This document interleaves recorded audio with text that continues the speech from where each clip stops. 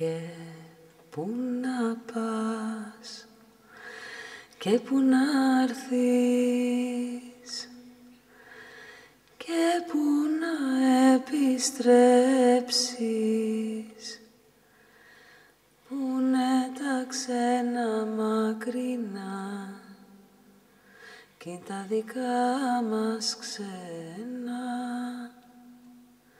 και πού να επιστρέψεις.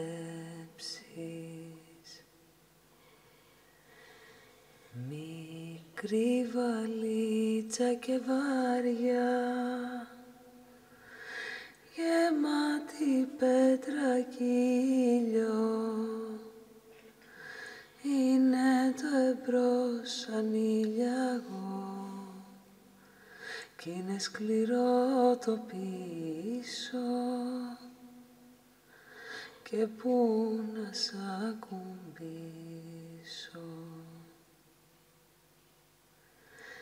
Μικρή βαλίτσα κι αδιάνη, κι ας μου κόψες τα χέρια,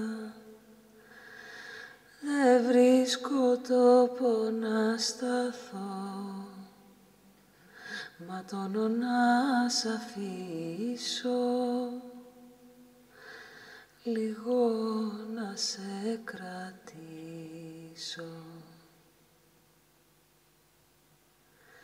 Και πού να πάω και πού να έρθω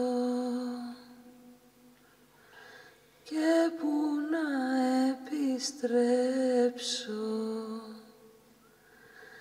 πούνε τα ξένα μακρινά κι είναι τα δικά μου ξένα, και πού να επιστρέψω. Δεν λατρεύω τα σύνορα, αλλά για να είμαι ειλικρινής, ούτε και τα μισώ. Μιλώ καταρχήν για τα ορατά σύνορα, τα γεωγραφικά. Αυτά που χωρίζουν μεταξύ τους τις χώρες, τα κράτη, τα έθνη. Ακόμα και σήμερα όταν τα περνάω, νιώθω ένα παράξενο συναίσθημα. Ένα μείγμα λύτρωσης και αμηχανίας. Ίσως αυτό να συμβαίνει εξαιτίας του διαβατηρίου που κουβαλάω μαζί μου. Σε κάθε περίπτωση έχω συνηθίσει τα σύνορα να με κοιτούν με καχυποψία. Εγώ τα βλέπω με λαχτάρα, ανυπομονώ να τα περάσω. Εκείνα με αντιμετωπίζουν σχεδόν πάντα με εχθρική διάθεση. Προσπαθώ να τα καθησυχάσω, να τα πείσω πως δεν κινδυνεύουν από μένα. Εκείνα όμως ψάχνουν έναν τρόπο για να με αποθήσουν ή να με αποφύγουν. Γι' αυτούς τους λόγους δεν δυσκολεύομαι να σας πω πως εδώ και πολύ καιρό πάσχω από το σύνδρομο των συνόρων. Μια αρρώστια που δεν μπορώ να σας εξηγήσω με τι μοιάζει ακριβώς. Αυτή η αρρώστια δεν υπάρχει στο κατάλογο των αναγνωρισμένων ψυχικών διαταραχών, όπως είναι η αγοραφοβία, η υψοφοβία ή η κατάθλιψη. Μπορώ παρόλα αυτά να σας δώσω μια ιδέα για τα συμπτώματα που τη συνοδεύουν. Όχι τώρα αμέσως, λίγο αργότερα. Αυτό όμως που ξέρω και μπορώ να σας το πω με σιγουριά είναι πως υπάρχουν πολλοί άνθρωποι, πάρα πολλοί άλλοι άνθρωποι που πάσχουν από το σύνδρομο των συνόρων. Τώρα βέβαια, όσοι από εσάς δεν λαχταρίσατε ποτέ να περάσετε τα σύνορα ή έστω δεν νιώσατε κυνηγημένοι από αυτά, θα δυσκολευτείτε να μας καταλάβετε. Αυτή η προβληματική μου σχέση με τα σύνορα ξεκινάει από πολύ νωρίς. Από τη μικρή μου ηλικία. Γιατί το αν θα πάσχεις ή όχι από το σύνδρομο των συνόρων είναι καθαρά θέμα τύχης. Εξαρτάται από το πού θα γεννηθείς. Εγώ γεννήθηκα στην Αλβανία. Εγώ γεννήθηκα στη Συρία. Εγώ στο Πακιστάν. Εγώ στο Αφγανιστάν. Εγώ στην Ουκρανία. Εγώ γεννήθηκα στο Ιράκ. Εγώ γεννήθηκα στην Παλαιστίνη. Szerelem, szerelem, átkozott gyötrelem. Miért nem virágoztál minden fa tetején, minden fa tetején, diófalábelén, hogy szakisztott volna minden lejáns legény.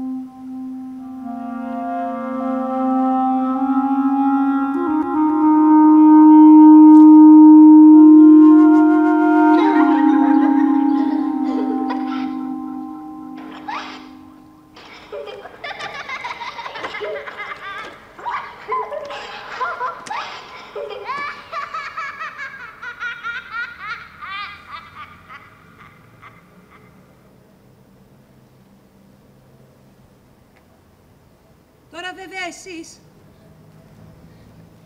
μπορεί να με ρωτήσετε, γιατί μας τα αφηγήσει όλα αυτά. Η αλήθεια είναι ότι όταν είσαι μετανάστης, η πρώτη επιλογή είναι η σιωπή.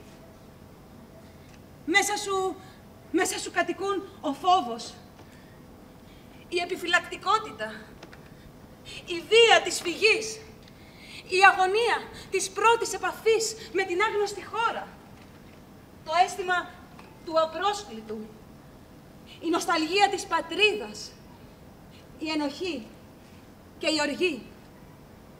Είσαι ένα πλάσμα πολύ ανασφαλές και γι' αυτό φοβάσαι την εξομολόγηση. Αρκεί ένα νεύμα άρνησης ή αδιαφορίας από την άλλη πλευρά, τύπου... Και τι με νοιάζει εμένα, ρε, αυτό που έφτασε, γιατί έχεις περάσει.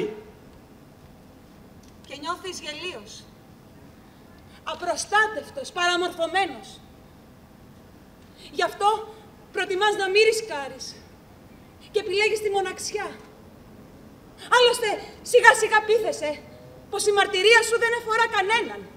Σε τελευταία ανάλυση σκέφτεσαι, εγώ δεν φτιάχτηκα για να πω ιστορίες, αλλά για να παλέψω σαν σκυλί για την επιβίωση. Οι άλλοι σκέφτεσαι, όχι μόνο δεν μπορούν να με καταλάβουν, αλλά προπάντων δεν θέλουν να με καταλάβουν.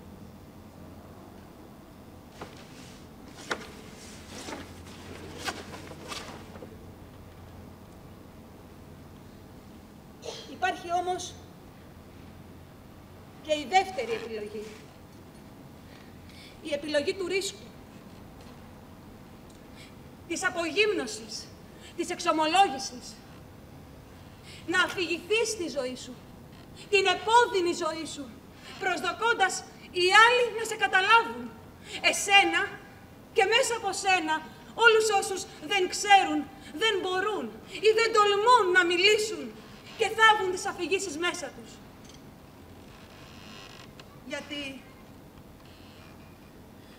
Γιατί δεν μπορείς να καταλάβεις έναν μετανάστη αν πρώτα δεν ακούσεις τη μαρτυρία του.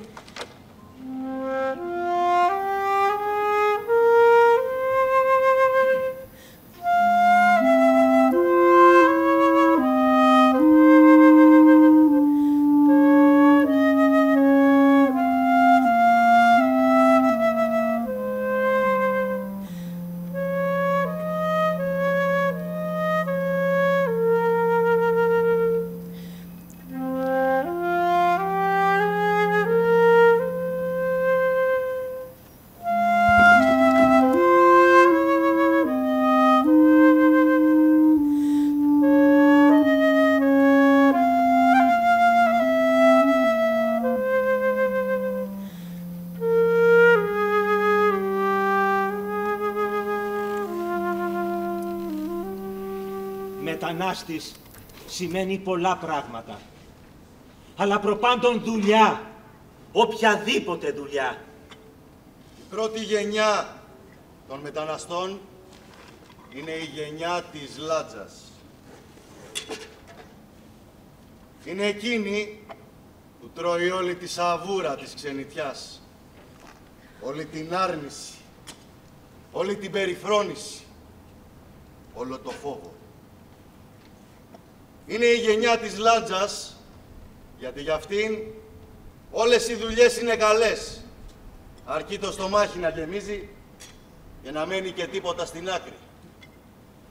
Τα λεφτά που μένουν στην άκρη είναι η ανταμοιβή της, η γη της επαγγελίας, το μεγάλο ψέμα, η υπόσχεση της επιστροφής. Είναι η γενιά που μιλάει σπαστά τα ελληνικά, που τρέμει την αστυνομία, που τρέμει το βλέμμα του κάθε εργοδότη, που σωπαίνει, που αποθηκεύει το φόβο, που αποθηκεύει την άρνηση των ντόπιων, την καταπίεση, την εξαθλίωση, που πέφτει κάτω, πολύ κάτω. Ίσα με το χώμα. Για τη γενιά της Λάντζας Δεν υπάρχουν έπιπλα στο σπίτι. Εκτός κι αν βρεθούν τίποτα πεταμένα, όταν οι ντόπιοι εγκαταλείπουν τα παλιά τους. Για τη γενιά της Λάτζας δεν υπάρχουν διακοπές. Δεν υπάρχουν ούτε καν γιορτές. Ένα πράγμα υπάρχει μόνο. Δουλειά! Δουλειά! Και ξαφνικά, χωρίς καν να το καταλάβεις, νιώθεις τις δυνάμεις σου να λιγοστεύουν. Νιώθεις να σε χτυπάει η αρθρίτιδα. Αισθάνεσαι ύποπτους πόνους. Στα νεφρά, στην πλάτη, στην καρδιά. Θα είσαι τυχερός αν προλάβεις την εγχείρηση. Πολλοί άλλοι δεν πρόλαβαν. Έφυγαν πάνω στη δουλειά. Ναι. Γιατί καθώς είναι γνωστό, ο μετανάστης πεθαίνει αθόρυβα. Σαν τη μύγα. Αθόρυβα. Στην ξενιτιά δεν πας για να κάνεις το μάγκα, αλλά για να μαζέψεις λεφτά. Θα κάνεις τα πάντα για να το πετύχεις. Θα κάνεις 2 και 3 δουλειές τη μέρα. Ανασφάλιστος. Θα ρίξεις το μεροκάματο των ντόπιων. Θα γίνεις απερκοσπάστης. Αν χρειαστεί θα πουλάς κακομοιριά για να αγγίξεις την καρδιά των εργοδοτών. Μέχρι να καταλάβεις ότι πολύ λίγοι τη διαθέτουν. Θα στείνεις από τα χαράματα στην πλατεία Ομονίας, σαν βρώμικο άγαλμα που ξέχασαν να το πλύνουν οι εργάτες του Δήμου. Θα κατοικείς σε τρόγλες. 10, 15, 20 άτομα μαζί. Θα τρως ψωμί και αλάτι. Θα τρως και το ψωμί. Θα σε πιάνει ο ύπνος στα λεωφορεία, από την εξάντληση και την αϊπνία. Θα μυρίζεις υδρότα σε ακτίνα 1 χιλιόμετρου, γιατί δεν θα έχεις προλάβει να πληθείς. Αλλά και γιατί δεν θα θες να θερμαίνεις τον ντους και να πληρώνεις ρεύμα. Θα μετάς τα χρήματά σου όπως ο ανεμικός στις σταγόνες αίματος. Θα ζεις με τα ελάχιστα των ελαχίστων. Δεν θα ξοδεύεις τίποτα. Δεν θα αγοράζεις τίποτα. Θα χορταίνεις μόνο μετρώντας τα χρήματα και ακούγοντας πως για σένα υπάρχει κι άλλη δουλειά. Κι άλλη δουλειά. Κι άλλη, κι άλλη, κι άλλη. Πρέπει να βρεις μια δουλειά. Πρέπει να επιβιώσεις. Πρέπει να βρεις ένα σπίτι, όπως και να είναι, αρκεί να μοιάζει με σπίτι. Πρέπει να μάθεις αυτή τη νέα γλώσσα και εσύ δεν ξέρεις ούτε μία λέξη. Μπερδεύεις το καληνύχτα με το καλησπέρα. Πρέπει να μάθεις να μιλάς πιο σιγά. Να μην φωνάζεις, γιατί τρομάζεις τους συνομιλητές σου. Εδώ δεν είσαι πια στο χωριό σου. Θα κρύβεσαι από τις κλούβες της αστυνομίας, γιατί ήρθες απρόσκλητος. Και κάνεις μπαμ με αυτό το ταλαιπωρημένο πρόσωπο. Και ειδικά με αυτά τα ρούχα, που φαίνεται καθαρά πως τα έχουν χαρίσει. Ή μήπως τα έχεις κλέψει από πουθενά. Πρέπει να μάθεις να περπατάς, γιατί έχεις μάθει να περπατάς πολύ γρήγορα. Λες και κάποιος σε κυνηγά. Πρέπει επίσης να μάθεις τους κώδικες οδικής κυκλοφορίας. Μόνο για τους πεζούς φυσικά. Πρέπει. Κάθε μέρα, κάθε νύχτα, κάθε εβδομάδα, κάθε μήνα, κάθε χρόνο. Δεν έχεις το προνόμιο το θέλω. Είσαι καταδικασμένος να ζεις μονάχα με τα πρέπει. Γιατί πρέπει να τα καταφέρεις. Αυτός είναι όρκος που δίνεις στον εαυτό σου. Αυτός ο όρκος είναι η πραγματική σου πατρίδα από εδώ και πέρα. Πρέπει να τα καταφέρεις. Όχι μόνο γιατί οι δικοί σου περιμένουν κάτι στην πατρίδα από σένα, αλλά προπάντων για να μην γυρίσεις πίσω αποτυχημένος. Η σκέψη και μόνο της αποτυχίας σε κάνει να τρέμεις. Πρέπει να τα καταφέρω. Αλλά πώς?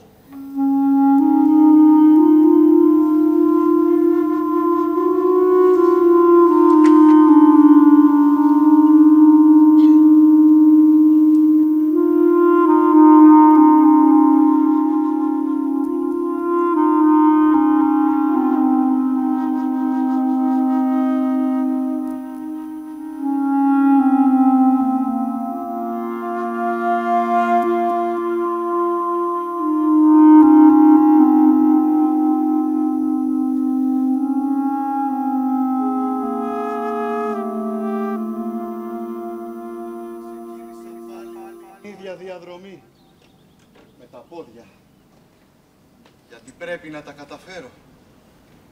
Και έτσι θα περάσω 10, 12, 19, 36, ούτε και ξέρω πόσες φορές ακόμα παράνομα τα σύνορα.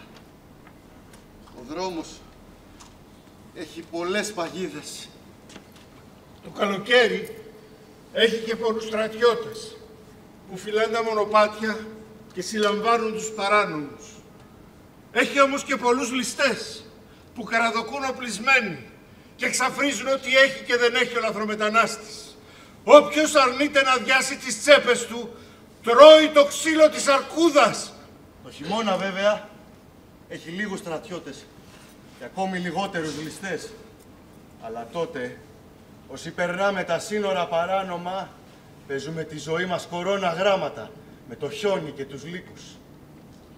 Ακόμα θυμάμαι εκείνο τον νεαρό. Κι εγώ ήταν επί 2 μέρες από τον πυρετό και ήτανε μόλις 18 χρονών. Δεν άντεξε και ξεψύχησε στο χιόνι. Τον θάψαμε και προχωρήσαμε.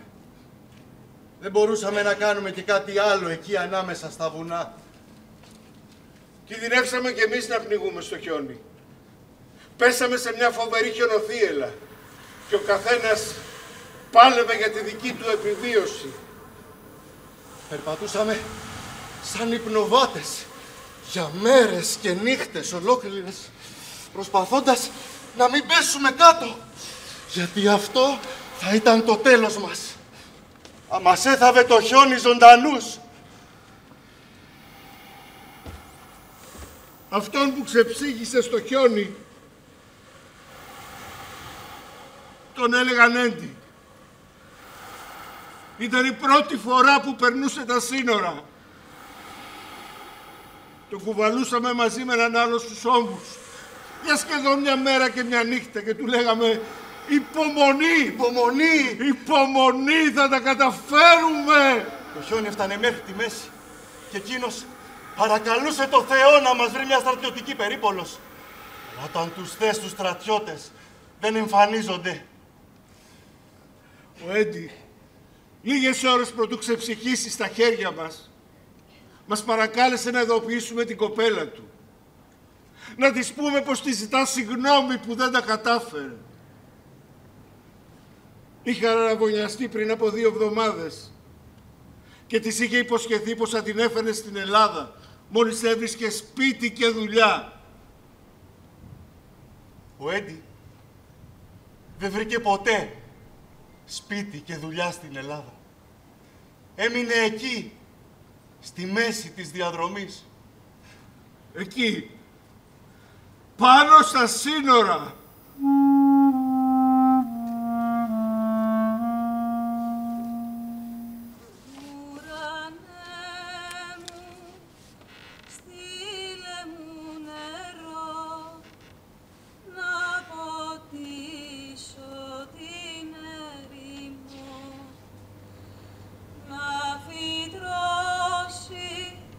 Λουλούδι δροσερό στο κορμί.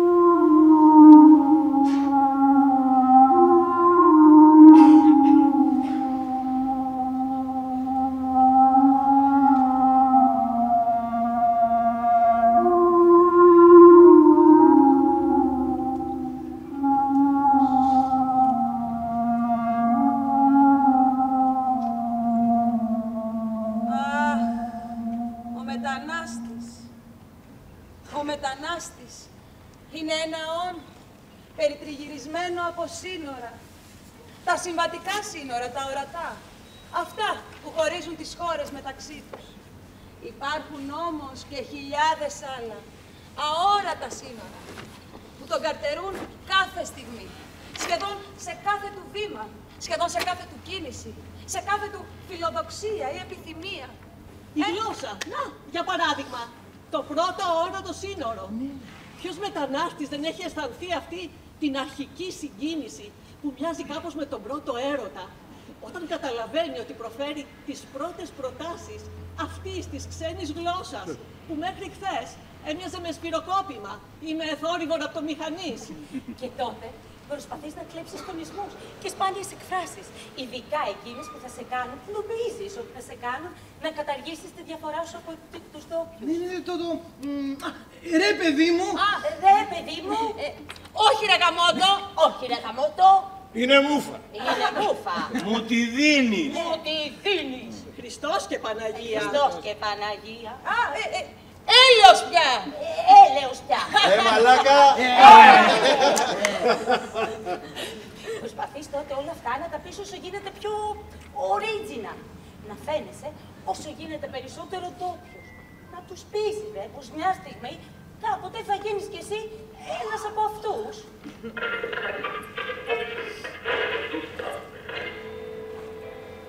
Σήμερα που πέρασα δεν ήταν χρόνο, μόνο λίγα γεράκια του σας συμμετοχή άνευ 21. Αρμόδιος ρυθμιστής κίνδυνος εθισμού και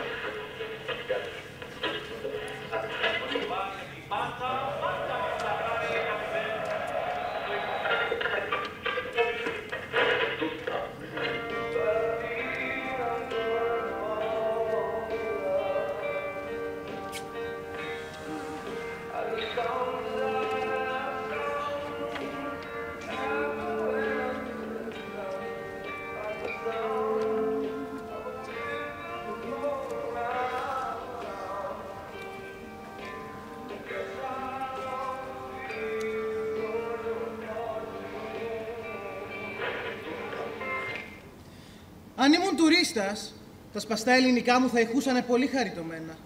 Γιατί στην ουσία αυτή είναι και η μόνη διαφορά. Αν τα ελληνικά τα μιλάει σπαστά ένας Αμερικάνος, τότε αυτός είναι ένας συμπαθητικός Αμερικάνος. Όταν όμως τα ελληνικά τα μιλάει σπαστά ένας Αλβανός, ένας Πακιστανός, τότε αυτός δεν είναι παρά ένας κολοαλβανός. Ένας κολοπακιστανός που το μόνο που του αξίζει είναι το σύνθημα «Δεν θα γίνεις Έλληνας ποτέ». Μπράβο. Μπράβο. Αφού λοιπόν εγώ είμαι ένας αξιολύπητος λαθρομετανάστης, τα σπαστά ελληνικά μου τσιγκλάνε τα νεύρα των ντόπιων. Το έχω καταλάβει αυτό. Κάθε φορά που μπαίνω σε λεωφορείο, μιλάω σιγά. Αποφεύγω να κάνω ερωτήσεις. Ιδρώνω από αμηχανία όταν κάποιος με ρωτάει κάτι, γιατί ξέρω ότι οι ντόπιοι θα γυρίσουν τα κεφάλια μόλις ακούσουν την προφορά μου. Γιατί με φοβούνται τόσο, σκέφτομαι. Εγώ αυτό που θέλω να τους πω με τα σπαστά ελληνικά μου είναι όχι φόβος, εγώ αγάπη αυτή η χώρα. Αλλά δεν το κάνω, γιατί ξέρω εκ των προτέρων την απάντηση. Δεν ακούς τον εαυτό σου. Δεν βλέπεις τις ειδήσεις. Μας έχετε καταλυστέψει. Μας έχετε κατασφάξει. Να σας μαζέψουν όλους και να σας στείλουν πίσω στην κολοχώρα σας. Τόσο νωρίς! Σκέφτομαι. Τόσο νωρίς να με στείλουν πίσω στη χώρα μου. Μα μόλις βρήκα μία δουλειά και δουλεύω σαν σκυλί πρωί και βράδυ με ξαστεριά και με βροχή. Κοιτάξτε. Κοιτάξτε τα χέρια μου. Σαν να τα έχει κόψει κανείς με χατζάρι. Θέλω κι εγώ να αγοράσω ένα αυτοκίνητο. Όχι, όχι, όχι, όχι. Για αρχή, θέλω να αγοράσω ένα μεγάλο στερεοφωνικό. Και μετά μια τηλεόραση. Και μετά ένα πλυντήριο και μετά θα δούμε. Και τότε συνειδητοποιώ ότι αυτό που με πείραξε περισσότερο ήταν αυτό η κολοχώρα σας. Εγώ τα ξέρω τα σκατά της χώρας μου. Όμως δεν είναι και κολοχώρα η δικιά μου. Υπάρχουν και εκεί παιδιά όπως εδώ. Υπάρχουν και εκεί μάνες που αγαπούν τα παιδιά τους όπως εδώ. Υπάρχουν και εκεί Νέοι που ερωτεύονται όπως εδώ. Υπάρχουν και εκεί άνθρωποι που ελπίζουν και απελπίζονται όπως εδώ. Το λεωφορείο ξαφνικά σταματά. Μπαίνουνε μέσα δύο κύριοι. Φορούν την ίδια στολή. Έχουν το ίδιο απειλητικό ύφος. Το αίμα του παγώνει. Οι λαθρομετανάστες κάτω! Κάτω, κάτω, κάτω! Και εκείνος πέφτει κάτω. Πιο κάτω. Όλο και πιο κάτω. Πιο κάτω. Δεν γίνεται ρε γαμότο!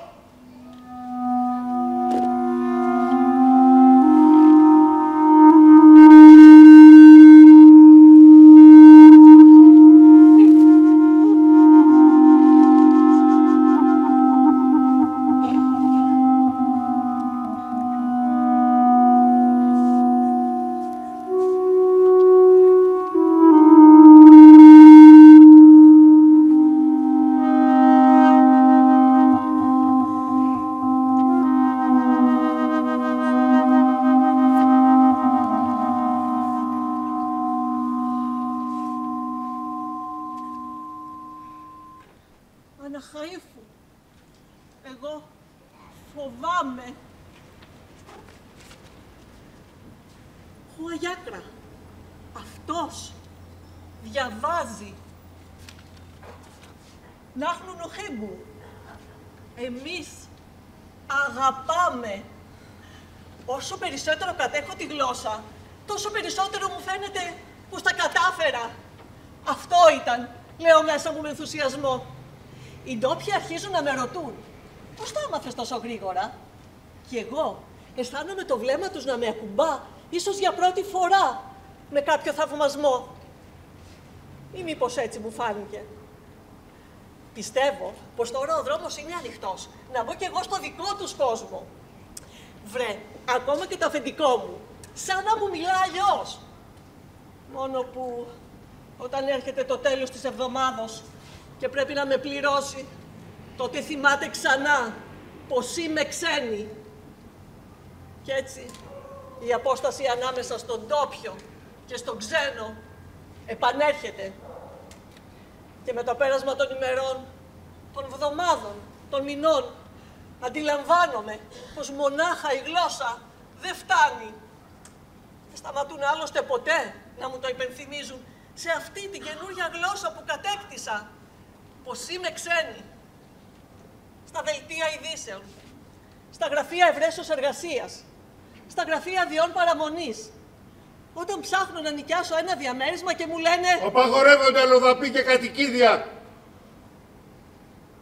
Το θυμάμαι στη δουλειά. Το θυμάμαι στο δρόμο. Στις εξακριβώσεις στοιχείων και στις επιχειρήσεις σκούπα της αστυνομίας. Το θυμάμαι στο λεωφορείο, όταν οι ντόπιοι φωνάζουν. Μας πιάνουν και τις θέσεις οι μετανάστες τώρα. Ξέφραγο αμπέλι γίναμε. Πρόσεξε το πορτοφόλι σου, μη στο βουτήξει κανένας ξένος. Το θυμάμαι παντού. Και πέφτω κάτω. Πολύ κάτω. Ίσα με το χώμα.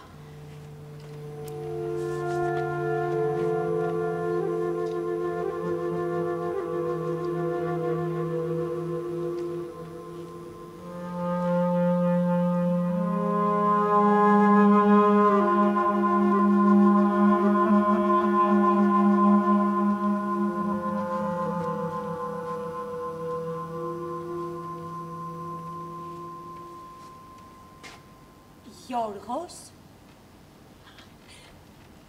Παναγιώτης, Αναστασία. Εμείς οι μετανάστες μαθαίνουμε πολύ εύκολα τα ονόματα των ντόπιων. Εκείνοι όμως δυσκολεύονται πολύ να μάθουν τα δικά μας. Δεν μπορούν να τα θυμηθούν με τίποτα. Ή, για να είμαστε ειλικρινείς, δεν τους αρέσει καθόλου που έχουμε αυτά τα δυσνόητα ονόματα. Νατέισδα. Γιώργη. Φάτιμα. Αρίφ. Ουάσφα. Χάσνα. Μερικές φορές μάλιστα, χωρίς καν να μας ρωτήσουν, μας δίνουν ένα όνομα της επιλογής τους, για να μην μπερδεύονται. Εγώ θα σε φωνάζω Γιάννη. Έτσι μου είπε μια μέρα ο μάστορας στην οικοδομή που δούλευα. Για να έχεις και εσύ ρε παιδάκι με ένα όνομα της προκοπής, όπως όλοι οι άνθρωποι. Και εγώ Το δέχτηκα. Έτσι απλά.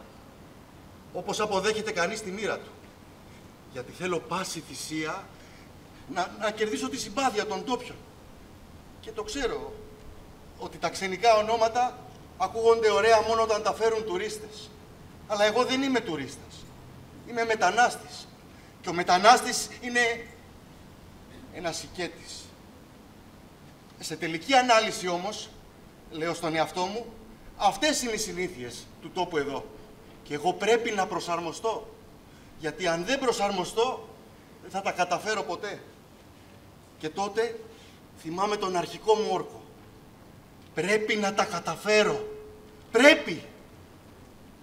Λοιπόν, από εδώ και πέρα θα έχω 2 ονόματα. Ένα για μένα και ένα για την ξενιτιά. Ένα για εδώ και ένα για εκεί. Το εδώ μου όμως τώρα και ίσως και για πάντα είναι η ξενιτιά.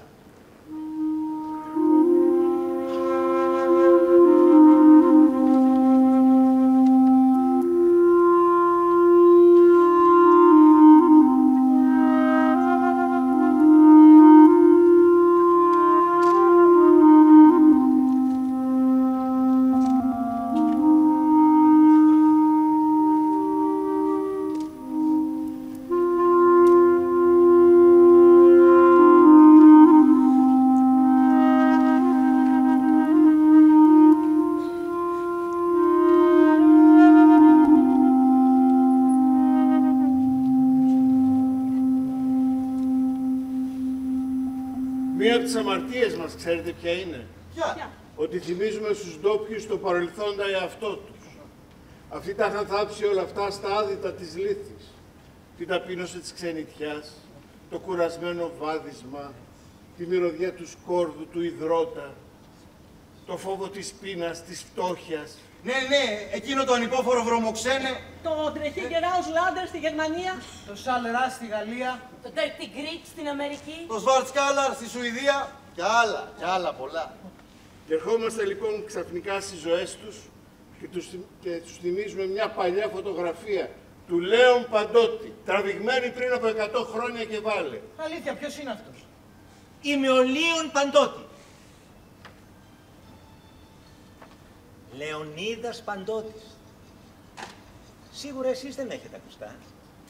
Για την ακρίβεια, Λέων Παντότη είναι το όνομα που μου έδωσαν στο Ellis Island. Εκεί όπου περίμεναν για να περάσουν face control όλοι οι μετανάστες που ονειρευόμασταν τον νέο κόσμο. Αν και οι περισσότεροι Έλληνες που έφταναν στην Αμερική ήταν αγράμματοι, εγώ ήξερα κάποια γράμματα. Μα πάνω απ' όλα ήξερα μια τέχνη.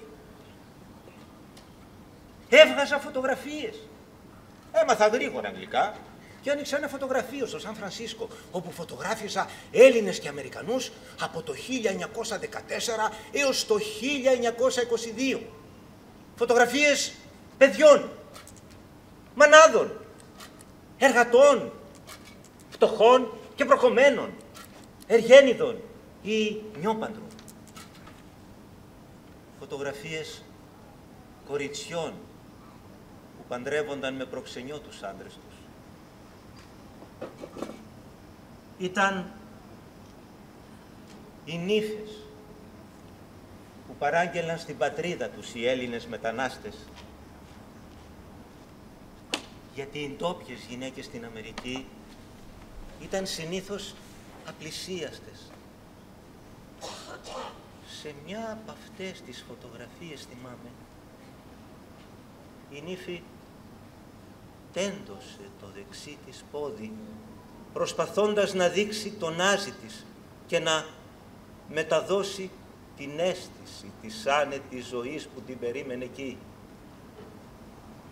Η άσπρη κάλτσα όμως που φορούσε την πρόδωσε. Ήταν μεγαλύτερη από το πόδι της. Όλα ήταν μέσα σε αυτή τη φωτογραφία.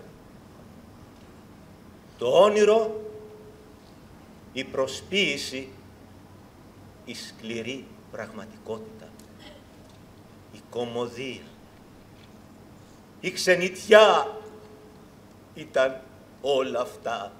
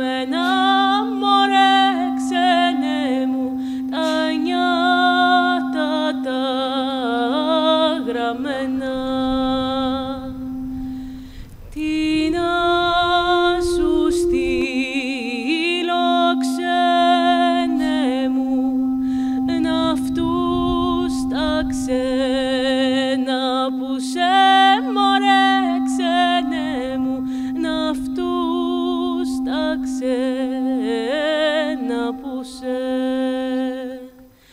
Σου στέλνω γέμπτο δάκρυ μου σε ένα χρυσό μαντιλί, μωρέ ξένε μου, σε ένα χρυσό μαντιλί. Το δάκρυ μου είναι καυτό και καίει το μαντιλί, μωρέ ξένε μου, και καίει το μαντιλί. Κι οι στάχτες του σκορπίζονται στις ξενιτιάς των κήπων, μωρέ ξένε μου, στις ξενιτιάς των κήπων. Ξενείτε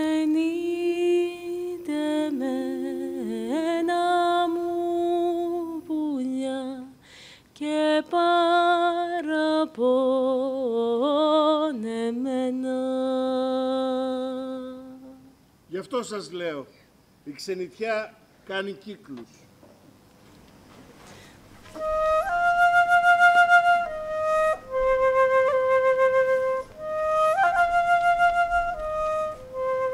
Όσοι περνάμε τα σύνορα παράνομα, έχουμε κάποιες περίεργες συνήθειες.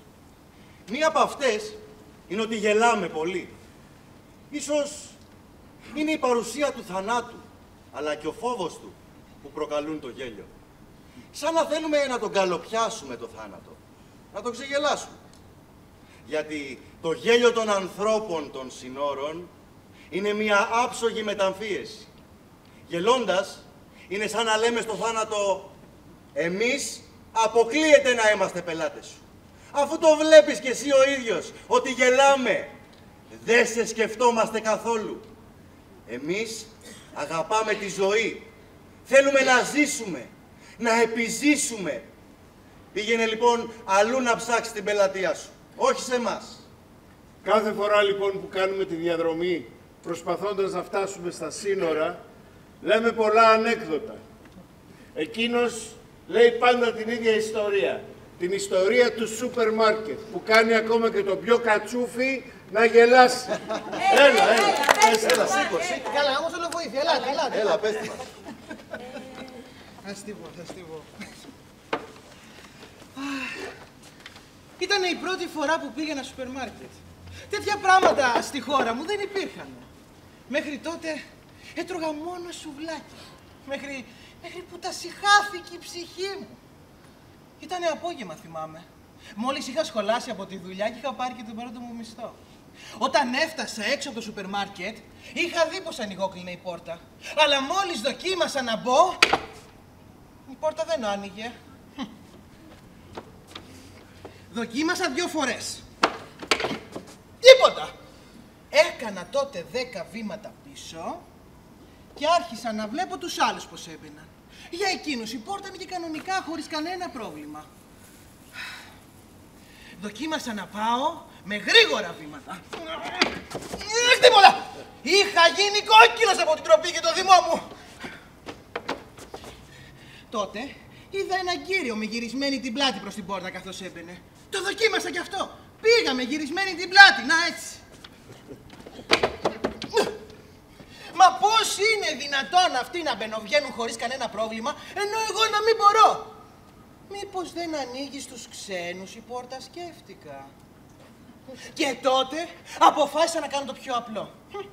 Θα ακολουθούσα κάποιον από αυτούς που έμπαιναν. Μα πώς δεν το είχα σκεφτεί νωρίτερα. Έλα μου όμως τώρα που μόνο βγαίνω και κανείς δεν έμπαινε. Γαμώ την τύχη μου, γαμώ, σκέφτηκα. Και τότε είδα το σωτήρα μου. Ή μάλλον την σωτήρα μου. Μια καλοστεκούμενη κυρία. Την ακολούθησα τάχα ανέμενα και την πλησίασα από πίσω. Γιατί ίσως ήταν και η τελευταία μου ευκαιρία να μπω στο σούπερ μάρκετ και δεν έπρεπε να τη χάσω. Πάνω στο άγχος μου πλησίασα πολύ και στη βιασύνη μου να περάσω μόλις άνοιξε η πόρτα, έσπρωξα σχεδόν την κυρία. Τότε συνειδητοποίησα ότι είχα περάσει το κατόφλι του σούπερ μάρκετ. Και εννοείται ζήτησα συγγνώμη από την κυρία. Συγγνώμη! Εκείνη μου έριξε ένα δολοφονικό βλέμμα και είπε: Ξένους γεμίσανε πια. Κάθε φορά λοιπόν που ακούμε αυτή την ιστορία γελάμε. Μερικοί γελάνε πιο πολύ από τους άλλους. Είναι αυτοί που κάνουν τη διαδρομή για πρώτη φορά. Είναι αυτοί που περνάνε για πρώτη φορά τα σύνορα.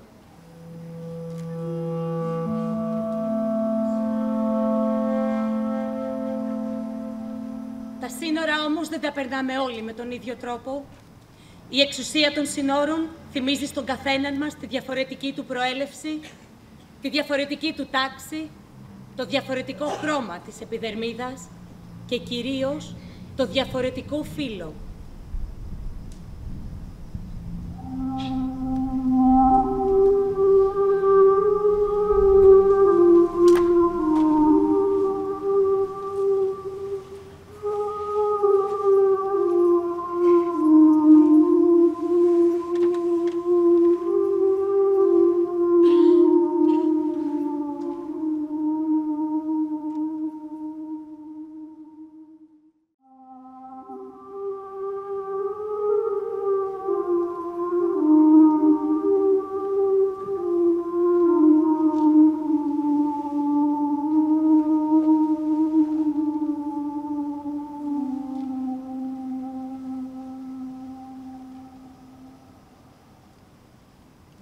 Μαρτίου.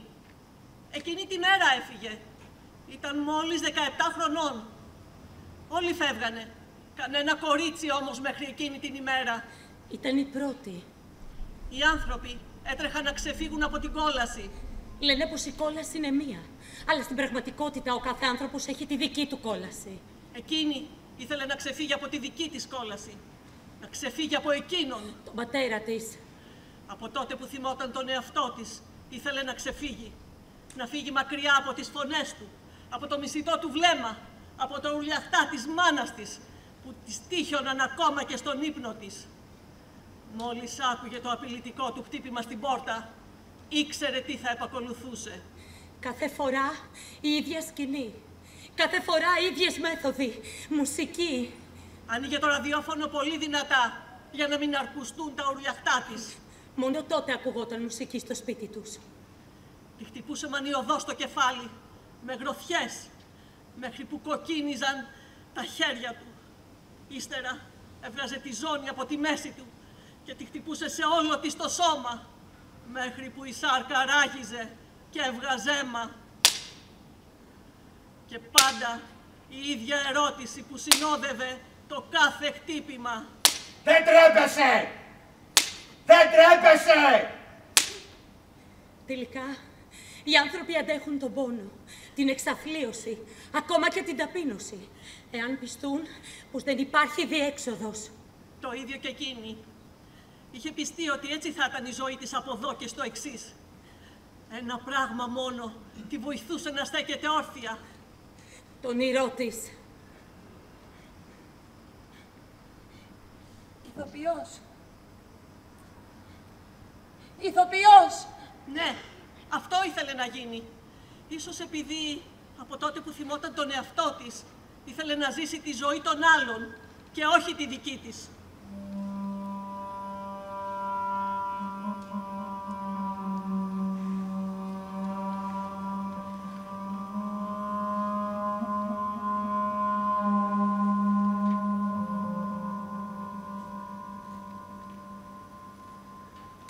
Ήμουν στο τελευταίο έτος του Λυκείου.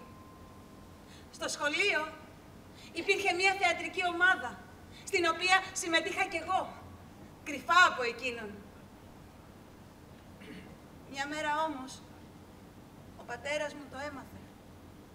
Και άρχισε πάλι η ίδια παράσταση. Μουσική, γροθιές, ζώνη, ουρλιαχτά, αίματα.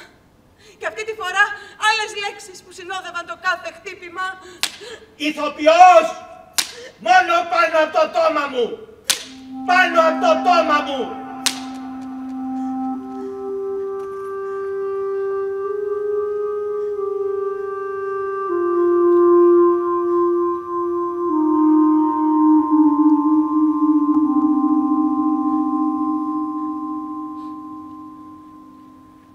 Μία εβδομάδα μετά τον ξυλοδαρμό, έμαθα πως άνοιξαν τα σύνορα. Στην αρχή έφευγαν λίγοι. Μετά άρχισαν να φεύγουν όλο και πιο πολλοί. Όλοι τους άντρες. Ήθελα κι εγώ να φύγω. Αλλά πώς, με ποιον? Δεν τον είχα δει ποτέ στη ζωή μου. Για πρώτη φορά τον είδα όταν μου το σύστησε ο ξάδερφός μου. Έβρεχε πολύ, θυμάμαι, εκείνη την ημέρα. Με το ζόρι μέσα στη βροχή διέκρινα τα χαρακτηριστικά του. Εγώ πριν λίγες μέρες γύρισα από την Αθήνα και μεθαύριο ξαναφεύγω. Άκουσα ότι θες και εσύ να φύγεις, Ναι, ναι, θέλω να φύγω. Το λοιπόν, εάν θέλεις, εγώ μπορώ να σε πάω και να σε βοηθήσω να βρεις και μια δουλειά. Αν με πας μέχρι την Αθήνα και βρω δουλειά, με τα πρώτα χρήματα που θα πάρω θα σε ξεπληρώσω για τον κόπο σου. Αυτό είναι εύκολο. Θα τα βρούμε. Το λοιπόν, τα λέμε μεθαύριο. Το ραντεβού το είχαμε κλείσει σε ένα σημείο λίγο έξω από την πόλη. Έμεινα ξάγρυπνη όλο το βράδυ. Το πρωί σηκώθηκα, πήρα τη σχολική μου τσάντα και αντί για βιβλία έβαλα μέσα λίγα ρούχα, κάποιες φωτογραφίες από την παιδική μου ηλικία, λίγες φέτες ψωμί και κάτι ελιές για το δρόμο. Άνοιξα αργά την εξώπορτα του σπιτιού και βγήκα έξω στον δρόμο. Έφτασα στο σημείο συνάντησης ακριβώς την ώρα μου. Έπειτα από λίγο έφτασε και εκείνος, μα πριν προλάβω να τον χαιρετήσω, ακριβώς μπροστά μου σταμάτησε ένα μεγάλο φορτηγό. Ανέβα πάνω πριν μας δουν. Ανέβηκα και το φορτηγό ξεκίνησε. Όχι, όχι, όχι, όχι, δεν είναι όνειρο, έλεγα από μέσα μου. Επιτέλους φεύγω, επιτέλους. Το φορτηγό προχωρούσε και εμείς αφήναμε πίσω μας πόλεις, χωριά, ανθρώπους, αλλά κυρίως τον πατέρα μου.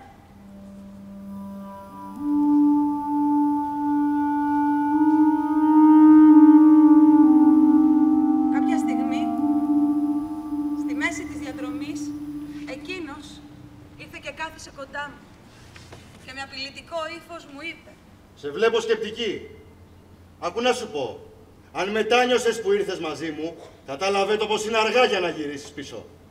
Δεν μίλησα. Κάθε τόσο όμως, τον ένιωθα να κουμπάει δίθεν τυχαία το χέρι του, πότε στο πόδι μου, πότε στο στήθος μου, πότε στους ώμους μου.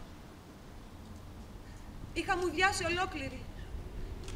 Τότε ήταν που αναρωτήθηκα για πρώτη φορά. Ποιος είναι αυτός, Θεέ μου? Με ποιον φεύγω? Άρχισα να τρέμω από τον φόβο μου. Στην προσπάθειά μου να ξεφύγω από την εξουσία του πατέρα μου, δεν είχα καταλάβει πως ο πατέρας μου δεν ήταν παρά ένας από τους κρίκους της βίας που είχε συσσωρευτεί τόσα χρόνια και παραμόνευε να εκραγεί σαν ηφαίστειο.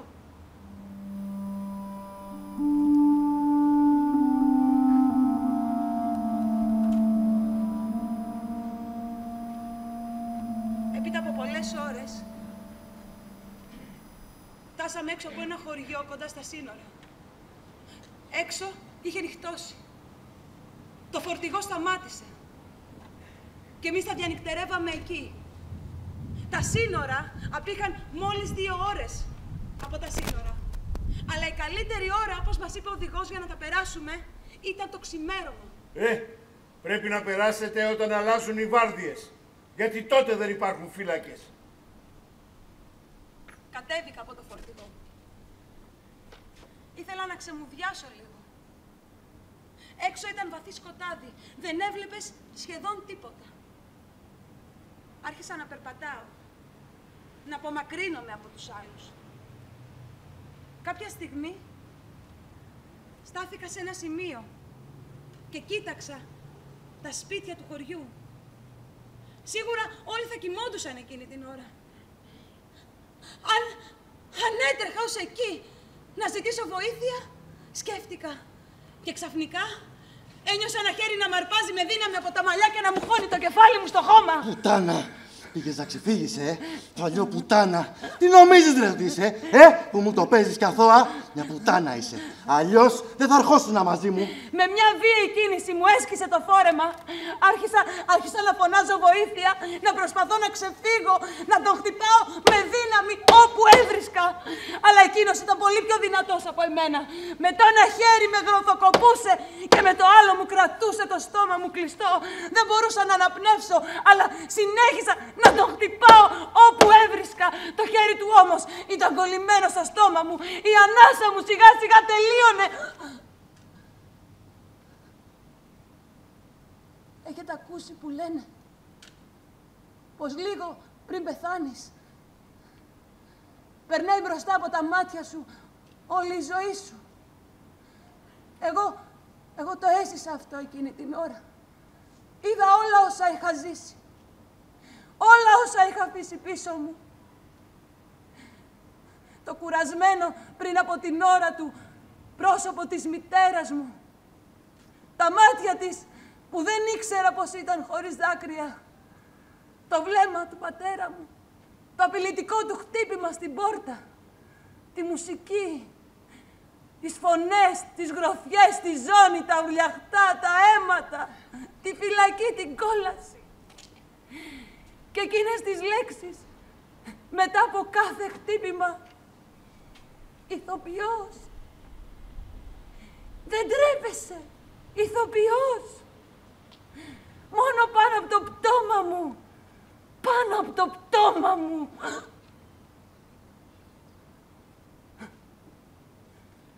Σταμάτησα να το χτυπάω. Ένιωσα τη βρώμικη ανάσα του πάνω μου και χώσα βαθιά τα νύχια μου στο χώμα. Εκείνη την ώρα βγήκα από το σώμα μου και άφησα σε εκείνον ένα άδειο κουφάρι. Πουτάνα. Πουτάνα. Αυτά παθαίνουν όσες θέλουν να γίνουν θεατρίνες. Σ' αρέσει το θέατρο τώρα, σ' αρέσει?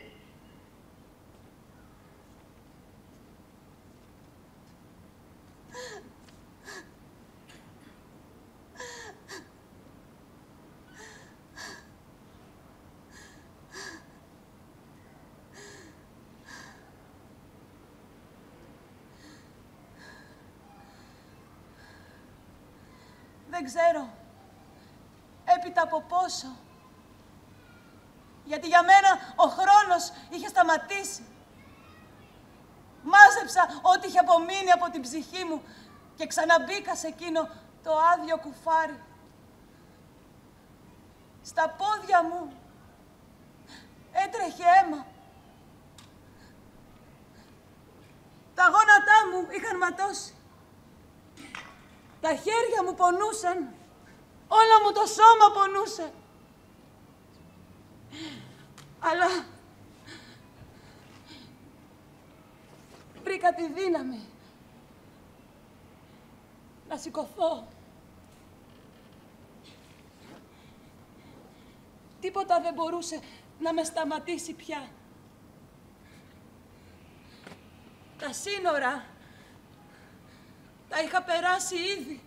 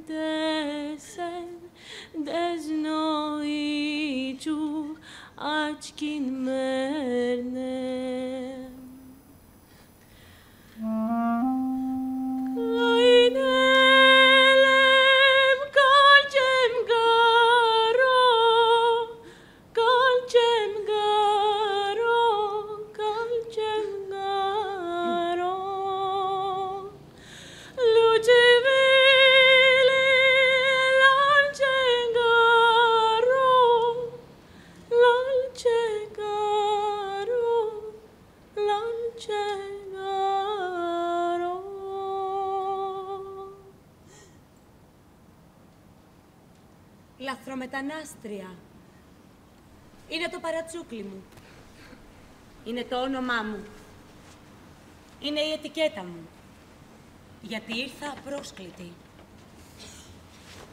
Κι όμως, έτσι μετανάστευαν οι άνθρωποι από την Ευρώπη στην Αμερική πριν από τον Πρώτο Παγκόσμιο Πόλεμο. Απρόσκλητοι. Χωρίς βίζες. Αλλά αυτή είναι μια πολύ μακρινή εποχή πια και σχεδόν όλοι την έχουν ξεχάσει. Και αν νομίζεις πως υπενθυμίζοντάς τους τους ντόπιους θα τους κάνεις να σε λυπούνται ή να σε αποδέχονται, τότε είσαι βαθιά νυχτωμένος. Το ότι ήρθα απρόσκλητη με κάνει να νιώθω αμήχανα. Να αισθάνομαι μια βαριά ενοχή από την οποία ίσως να μην απαλλαγώ ποτέ. Διότι επιπλέον μου το θυμίζουν κάθε στιγμή. Αυτό είναι το δικό μου προπατορικό αμάρτημα. Κάθε φορά που διεκδικώ κάτι μου το θυμίζουν. Ήρθες απρόσκλητη. Κάθε φορά που ζητώ να βγω από την αφάνεια μου το θυμίζουν. Ήρθες απρόσκλητη. Κάθε φορά που διαμαρτύρομαι για κάτι μου το θυμίζουν. Ήρθες απρόσκλητη. Εγώ όμως θέλω να γίνω νόμιμη. Είναι ανυπόφορο να τρέμω κάθε φορά που βλέπω μια αστυνομική κλούβα. Ποιος θα ήθελε να αισθάνεται σαν τρομαγμένο ποντίκι, μόνο και μόνο επειδή δεν έχει ένα χαρτί στην τσέπη του? Ναι, ήρθα απρόσκλητη, αλλά δουλεύω. Όπως δουλεύουν όλοι. Πληρώνω όπως πληρώνουν όλοι. Κυρίως το αφεντικό μου, ή για την ακρίβεια τα αφεντικά μου, με χρειάζονται. Ναι, το ξέρω πως εσείς μου δίνετε το ψωμί και ότι από εσάς εξαρτώ την επιβίωσή μου. Όπως και από εμένα εξαρτάται η δική σας η ευημερία. Έτσι είναι η ζωή. Δούνε και λαβήν. Έχω αρχίσει να φτιάχνω εδώ τη ζωή μου. Έχω αρχίσει να συνηθίζω αυτή την πόλη. Και ίσως στο τέλος αυτή η πόλη να συνηθίσει και εμένα. Γιατί λοιπόν να είμαι λαθρέα, χειρότερα και από ένα δέσποτο σκυλί? Η πόλη αυτή όμως δεν έχει αυτιά για την απολογία μου. Είναι κουφή. Και στις ειδήσεις, ο δημοσιογράφος που εκφράζει το λαϊκό αίσθημα δεν θέλει με τίποτα να απαλλαγώ από το παρατσούκλι μου. Λαθρομετανάστρια, λαθρόβια, λαθρέα. Λαθρομετανάστρια, λαθρόβια, λαθρέα. Λαθρομετανάστρια, λαθρόβια, λαθρέα. Λαθρομετανάστρια, λαθρόβια, λαθρέα. Λαθρομετανάστρια, λαθρόβια, λαθρέα. Λαθρομετανάστρια, λαθρόβια, λαθρέα.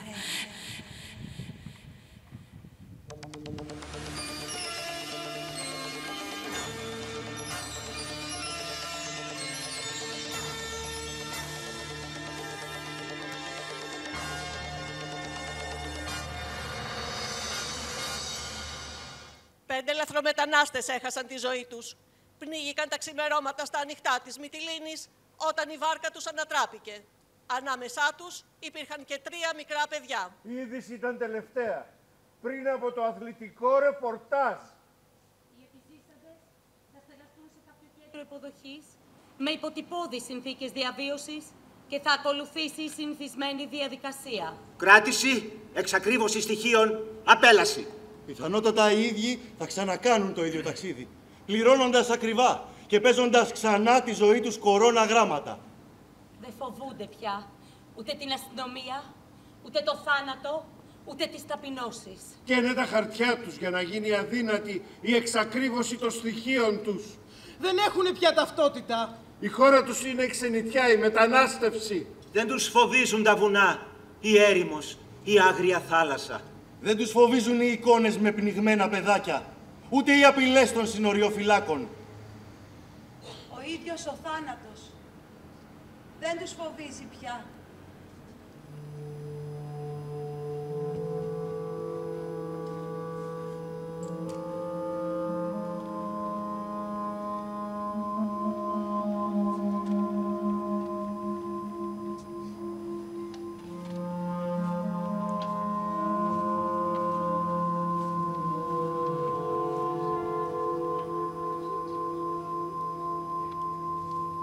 Άλλαξα το όνομά μου. Βαφτίστηκα. Έμαθα και αυτή τη νέα γλώσσα. Και όμως νιώθω ξένη. Υπερβολικά ξένη. Αρίσακτη. Και το βράδυ θα έρθουν τα χειρότερα στις ειδήσεις. Αλβανοί βίασαν και έσφαξαν 70χρονοι. Στη γεροέγκλημα στα προάστια. Σύμφωνα με την αστυνομία, οι δράσεις είναι πιθανότατα Πακιστανοί.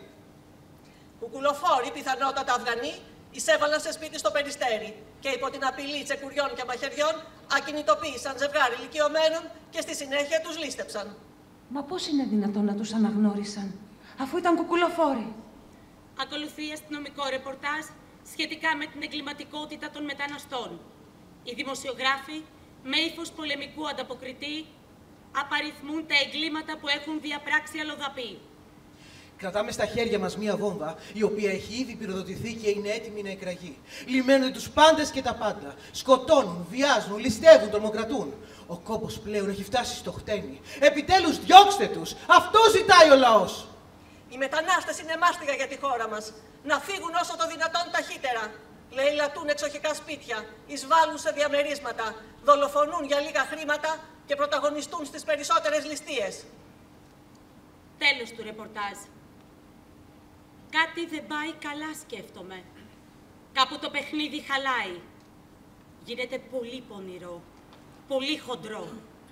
Γιατί θα πρέπει εγώ να λογοδοτήσω για τον κάθε κακοποιό που έτυχε να γεννηθεί στην ίδια χώρα που γεννήθηκα κι εγώ? Σε αυτόν τον κόσμο, ο καθένας λογοδοτεί για τις πράξεις του. Γι' αυτό μου φαίνεται πως το παιχνίδι είναι στημένο. Αφού θέλουν οπωσδήποτε να νιώθω ένοχος και θήτης, χωρίς να έχω κάνει τίποτα κακό. Ο ένοχος όμως δεν έχει δικαιώματα. Έχει μόνο υποχρεώσεις. Και η βασική του υποχρέωση είναι να νιώθει κατώτερος, διαφορετικός. Να ευγνωμονεί που τον αφήνουν να υπάρχει. Σβήνω την τηλεόραση. Δεν ξέρω αν πρέπει να κλάψω ή να ουρλιάξω. Και τότε φέρνω στο νου μου κάποιους στίχους που είχα κάποτε διαβάσει, αλλά δεν θυμάμαι πια ποιος τους είχε γράψει. Τα θυμάσαι άραγε, τα σπασμένα δόντια της αγάπης, που από τη θλίψη και την πείνα δάγκωσαν τ' άστρα.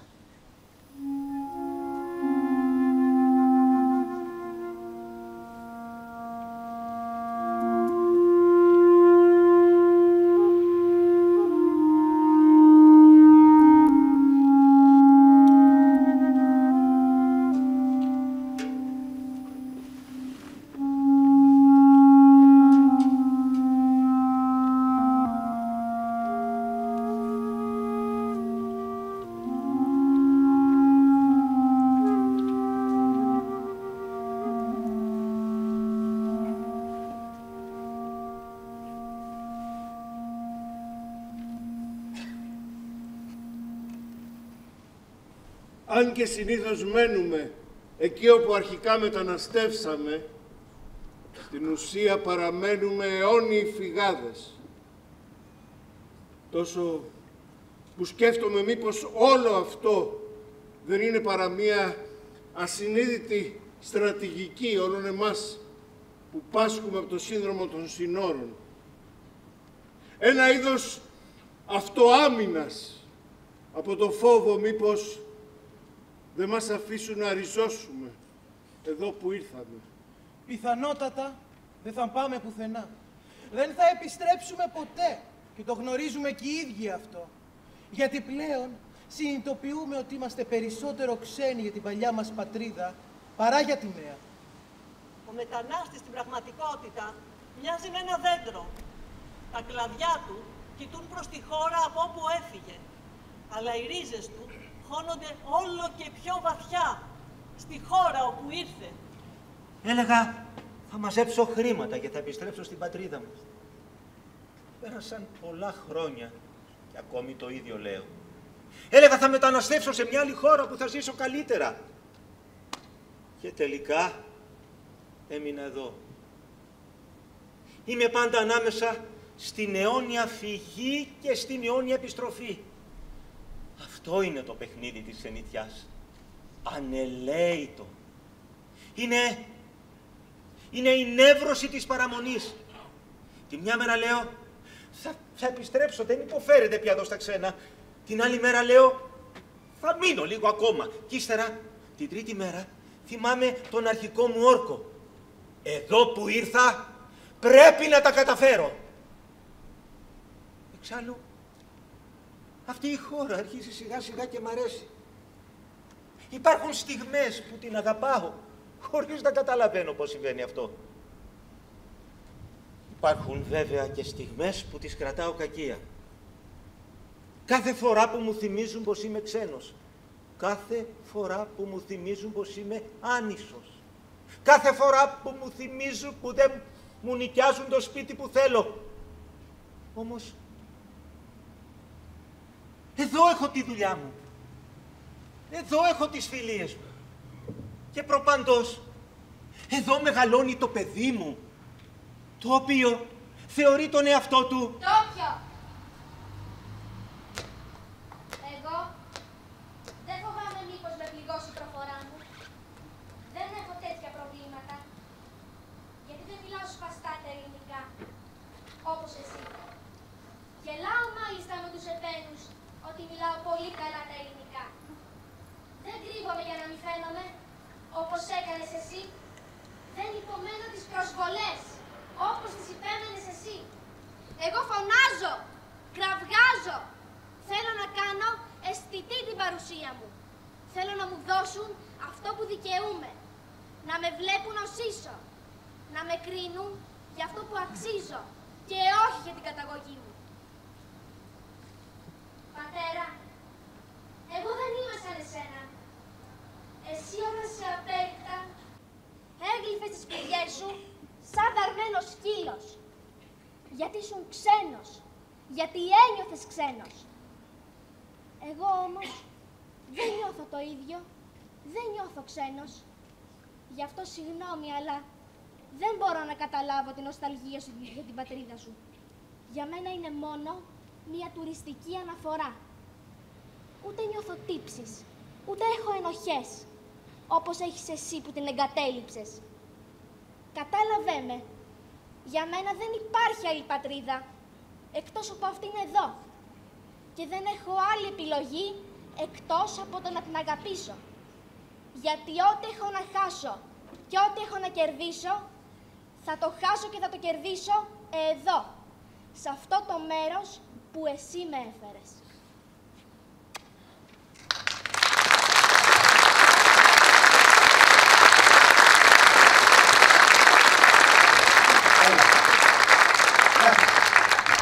Θέλω να σου εξομολογηθώ ένα όνειρο. Ονειρεύομαι έναν κόσμο χωρίς μετανάστες. Μη με παρεξηγείς. Λατρεύω τα ταξίδια. Θα ήθελα όμως οι άνθρωποι να ταξιδεύουν σαν τουρίστες, περιηγητές, σπουδαστές, περίεργοι, μποέμ. Να ταξιδεύουν σαν άνθρωποι που έχασαν το δρόμο τους ψάχνοντας για τον παράδεισο ή που βρήκαν την Ιθάκη από μία σύμπτωση. Ονειρεύομαι έναν κόσμο χωρίς μετανάστες. Δεν θα ήθελα οι άνθρωποι να ταξιδεύουν όπως ταξίδευαν κάποτε οι Ιρλανδοί, οι Ιταλοί, οι Έλληνες και όπως ταξιδεύουν σήμερα οι Αφγανοί, οι Σομαλοί, οι Ουκρανοί, οι Σύριοι, οι Παλαιστίνοι και πολλοί άλλοι. Γιατί το να είσαι μετανάστης σημαίνει ότι βρίσκεσαι εξορισμού σε θέση αδυναμίας και σε αυτόν τον κόσμο τους αδύναμους δεν τους σέβονται.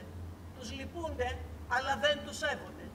Ονειρεύομαι έναν κόσμο χωρίς μετανάστες. Ένας κόσμος όμως χωρίς μετανάστες δεν είναι εφικτός. Ένας κόσμος χωρίς μετανάστες σημαίνει κόσμος απαλλαγμένος από τυραννία και φτώχεια. Αλλά προπαντός σημαίνει ένας κόσμος απαλλαγμένος από την επιθυμία του ανθρώπου να πάρει τη μοίρα στα χέρια του. Ονειρεύομαι έναν κόσμο χωρίς μετανάστες. Την ίδια στιγμή όμως θεωρώ τον εαυτό μου τυχερό που είμαι μετανάστρια. Στην τελευταία ανάλυση πρέπει να έχεις τα κότσια για να αποφασίσεις να αρχίσεις τη ζωή σου από το μηδέν. Να τα βάλεις με τα σύνορα, να κατακτάς τα πάντα από την αρχή.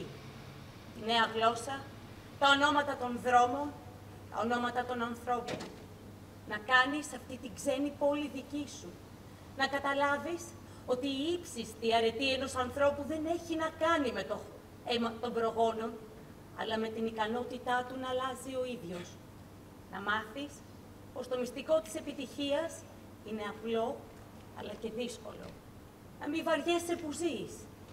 Ονειρεύομαι έναν κόσμο χωρίς μετανάστες. Θυμάμαι τους πρώτους μήνες μετά το πέρασμα των συνόρων, περπατούσα στην Αθήνα και σιγοψιθύριζα συνέχεια κάποιους στίχους που είχα μόλις μάθει. Και προχωρούσα μέσα στη νύχτα, χωρίς να γνωρίζω κανέναν, κι ούτε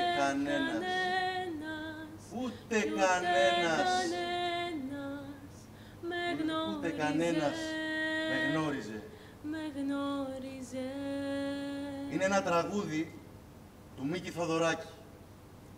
Μπορεί οι στίχοι αυτοί να μην γράφτηκαν για μετανάστες, εκφράζουν όμως όλους όσους έτυχε κάποια στιγμή στη ζωή τους να νιώσουν την απόλυτη μοναξιά και το φόβο της ήττας. Όλους όσους πάσχουν από το σύνδρομο των συνόρων. Αυτό το ύπουλο και ανίατο σύνδρομο που δεν εξαφανίζεται ποτέ ολοκληρωτικά, παραστέκεται εκεί, στριμωγμένο ανάμεσα στο χώρο και το χρόνο, στριμωγμένο ανάμεσα στο σώμα σου και το βλέμμα των άλλων. Τότε είναι που νιώθεις ότι το πρόσωπό σου, το δέρμα σου, η καταγωγή σου αποτελούν βάρος. Θα ήθελες πολύ να απαλλαγείς από όλα αυτά, έστω για μια στιγμή, έστω όσο διαρκεί το πέρασμα των συνόρων. Θα ήθελες να έχεις το δικαίωμα να μην διαφέρεις, να περάσεις απαρατήρητος, να γίνεις ακόμα και αόρατος. Γιατί κακά τα ψέματα, τα τείχη και τα σύνορα στις μέρες μας βρίσκονται κυρίως μέσα στις τσέπες μας. Είναι τα διαβατήρια που κουβαλάμε. Το σύνδρομο των συνόρων δεν προσφέρεται για παραμυθάδες. Αφορά κυρίως τον Ιεροπόλους, που έτυχε να γεννηθούν στη λάθος πλευρά.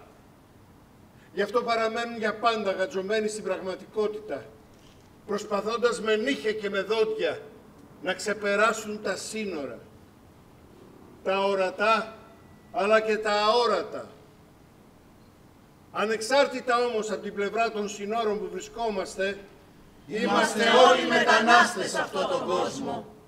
Με μια προσωρινή άδεια παραμονής πάνω σε αυτή τη γη, αθεράπευτα περαστική.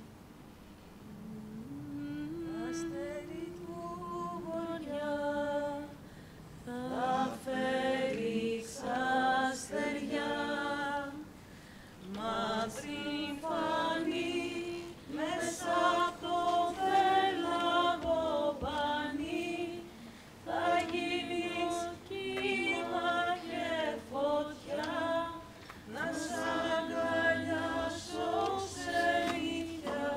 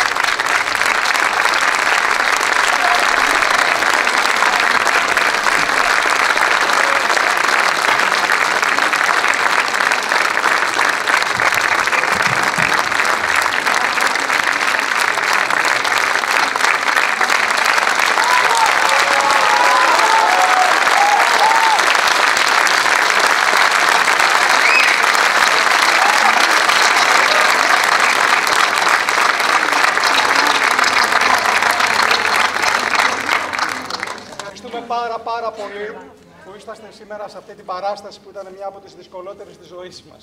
Πιστέψτε μας.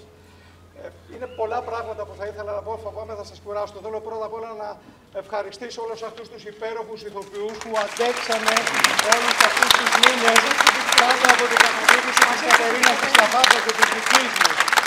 Ο Σοκράτης ο Σίδερης, η Κατερίνα η Χαραλαμποπούλου, ο Μιχάλης ο Χατζικυριάκου, η Κατερίνα η Σκαφάκα που έκανε τη γραμματοποίηση, την επιλογή των τραγουδιών, sound designer, trailer, τα πάντα. Η Αναστασία η Πάσου στα σκηνικά. Ο απίστευτος Κωνσταντίνος Ανακάλυψης. Ο αιωνόβιος Δημήτρης Τσάκωνας. Η Κατερίνα Πετράκου. Η μουσική μας ο Θανάσης ο Κεκεντερής. Ο Νίκος Αγγούμπας η μουσική των Τερής. Το τραγούδι η Μεθέρης και το Σάουτο. Θέλω να ευχαριστήσω πάρα πολύ τους ανθρώπους του Δήμου, τον Δήμαρχο της Ηλιούπολης, τον κύριο Ψηρόπουλο, τον Αντιδήμαρχο Κοινωνικής Αλληλεγγύης που είναι εδώ ο κύριος ο Γιάννης Πούλος, την κυρία Καπύρη, δεν ξέρω αν λέω καλά το όνομά τους, όλους τους ανθρώπους του Δήμου, τον περασμένο Δήμαρχο που είναι εδώ, τον κύριο Χατζηδάκη, την κυρία Σερέτη, όλους τους ανθρώπους του πολιτισμού, τα κορίτσια του Τμήματος Πολιτισμού, τον κύριο Γρηγορέα που είναι επικεφαλής, συγγνώμη δεν τους ξέρω πολύ καλά, αλλά την Έρικα την Καρβέλα, τη Βίρνα της Γιώγα, τη Γογότη Μαλαμίση, όλους αυτούς τους ανθρώπους που προσφέρουν πολιτισμό. Η πόλη είναι ένας φοβερός πυρήνας πολιτισμού. Στην πλατεία είναι ένα τριήμερο με τις εκτέσεις των εργαστηρίων. Αξίζει πραγματικά αυτή η πόλη. 11 μήνες πριν, τα φώτα και τον Νίκο. Τα φώτα, συγγνώμη. Δημήτρης Κυπριωτάκης, Παναγιώτης Κύπρος.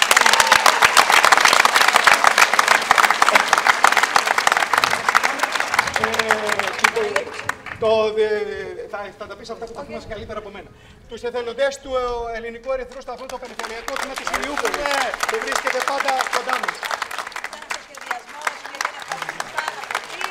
Κυρίως ευχαριστούμε το Γκασμέτ Πλάνη που μας έδωσε την άδεια να δραματοποιήσουμε. Είναι η πρώτη φορά που δραματοποιείται έτσι αυτό το έργο από το μικρό ημερολόγιο συνόρων.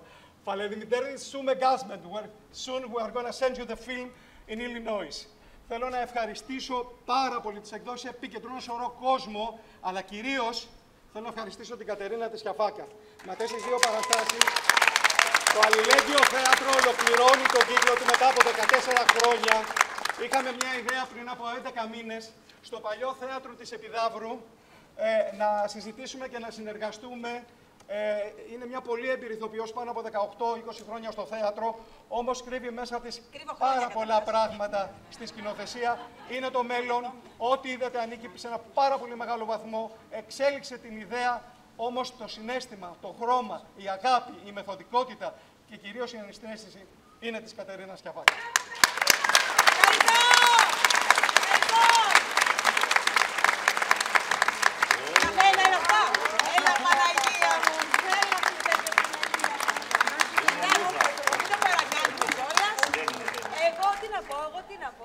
Δεν είμαι καλή σε αυτά. Εντάξει, γενικά ρωτάνε πάει γλώσσα, αλλά τώρα λίγο δεν είναι καλά. Θέλω να πω ότι ευχαριστώ πάρα πολύ τον Βαγγέλη. Αυτό που έζησα φέτος ήταν πάρα πολύ δύσκολο, πιεστικό, αγχωτικό. Τώρα καταλαβαίνω το δάσκαλό μου, τον Γιώργο Σίσκο. Ευχαριστώ πάρα πολύ, μας στέλνε για όλα. Στο τέλος το επανέλθω. Ευχαριστώ τον Βαγγέλη. Μου έκανε ένα μεγάλο δώρο. Ναι, ωραία, μου έκανε ένα πολύ μεγάλο ωραίο δώρο και ήταν πολύ δύσκολο και πέρασα και πολύ δύσκολες στιγμές, με πίεση και με τη δουλειά μου και με αυτά, αλλά και πάρα πολύ όμορφο. Θέλω να πω, ευχαριστώ όλα τα παιδιά της ομάδας που δεν με επιλέξαν, δηλαδή ήταν η ιδέα του Βαγγέλη και με αποδεχτήκανε, με αναγνωρίσανε και με στηρίξανε σε αυτό όλο τις ιδέες μου και αυτά, γιατί είμαι και σπαστικιά, γιατί τους πίεσα, γιατί εκεί τον ό,τι έχω μάθει από τους δασκάλους μου. Λοιπόν, αλήθεια είναι αυτό, αλήθεια. Αλήθεια. Ήταν μια πάρα πολύ όμορφη εμπειρία. Τι να πω, Βαγγέλη, θα σε... για ένα τραγούδι και για... Η παράσταση αυτή είναι αφιερωμένη στην Παλαιστίνη. Αλγουρί για la Παλαιστίν. Λευτεριά στην Παλαιστίνη. Και, συγγνώμη, εδώ δημόσια θέλω να πω ότι, δεν θα πεις κάτι άλλο, ότι και με τον Βαγγέλη εγώ θέλω να ξανασυνεργαστούμε, αλλά θέλω και με τον δάσκαλό μου, τον Γιώργο το Σίσκο, που είναι εδώ σήμερα και χαίρομαι πολύ γι' αυτό, να κάνουμε άλλη μια παράσταση με την ομάδα μας.